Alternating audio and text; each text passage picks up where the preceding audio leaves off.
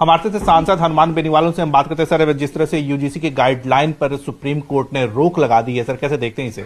देखिए, SC/ST के साथ यूजीसी ने ओबीसी छात्रों को और दूसरे जो आर्थिक आधार पे उनको भी कुछ शक्तियां दी कि भाई SC/ST, ओबीसी और अन्य वर्ग जो आरक्षित वर्ग से आते हैं, इनके छात्रों के साथ अगर किसी तरह की बदमाशी, छेड़छाड़, इनको अपमानित करना या रैगिंग होगी तो छात्र शिकायत करेगा। जो जिसके खिलाफ आरोपी है उन्हें निलंबित होगा और उनके खिलाफ FIR भी लॉन्च हो सकती है। उसके अंदर हमने ये बात रखी कि यूजीसी की गाइडलाइन है, वो सोच समझ के यूजीसी के दल जब देश के अंदर जाते हैं अलग अलग प्रदेशों में, तो सोच समझ के यूजीसी गाइडलाइन लेके आई। इन्होंने ये कानून यूजीसी ने अपने अंदर बनाया और निश्चित रूप से सरकार के कहने से ही यूजीसी गाइडलाइन जारी करती है।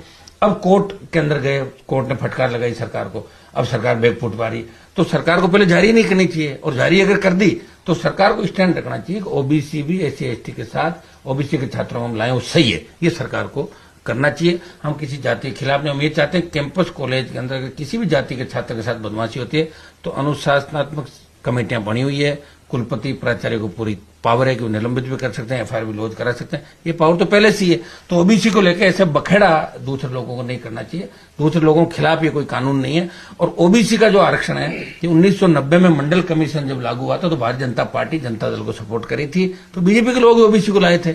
अब ये बैक क्यों हो रहे हैं ये समझ में नहीं आ रही। अगर सरकार बैक फुट पाई तो निश्चित रूप से बड़ा बवाल देश के अंदर हो सकता है। अगर सरकार बैक फुट पाई तो ओबीसी के लोग कहेंगे भाई हमें पहले क्यों लाया, और जब लाए हो तो बेइज्जत क्यों करो देश के अंदर, ये बात तो निश्चित रूप से आएगी।